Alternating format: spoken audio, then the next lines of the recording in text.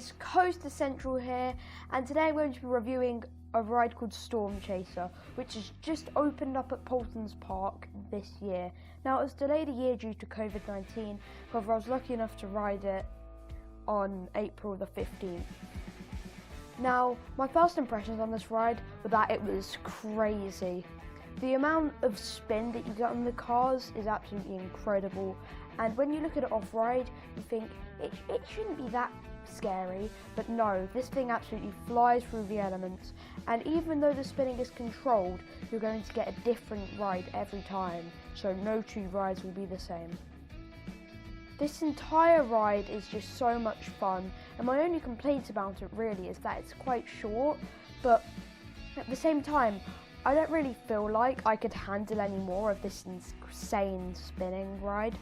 Now, a really cool thing about this ride is its theming, because it's obviously themed to tornadoes and storm chasing, and I think they pulled off this theme really well in the area, with a bunch of animals stuck on roofs of houses to sort of show that this area is prone to tornadoes, and they pulled off this tornado theme extremely well. Obviously in the ride there's a bunch of rock work everywhere, there are tons of Western themed buildings, and in general this ride's theming is absolutely incredible. Now, you start off the ride by going up a lift hill, and then you go into this weird twisty drop, which then sends you into an inclined loop. Now, this inclined loop is very intense. This then sends you into my favourite part of the ride, which is this helix. Now, it's just a normal helix when you're facing forward, but when you're facing backwards, the positive G's are pushing you out of your seat, which is an incredibly strange and cool sensation, which I've never felt on any roller coaster other than this one, which makes for a very unique and special part of the ride in my opinion. Now, a really cool thing about this ride as well is its very comfortable restraints.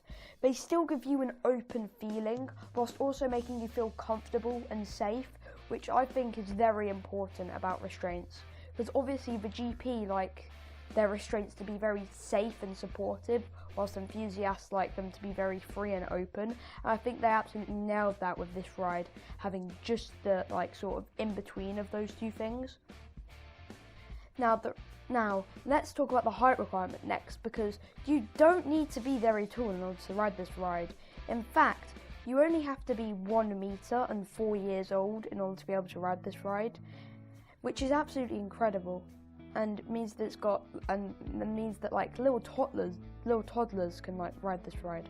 Anyway, to wrap up this review, I'm going to give this ride a 9.5 out of 10. It's definitely an enjoyable and fun ride, however, the shortness takes off that half a point.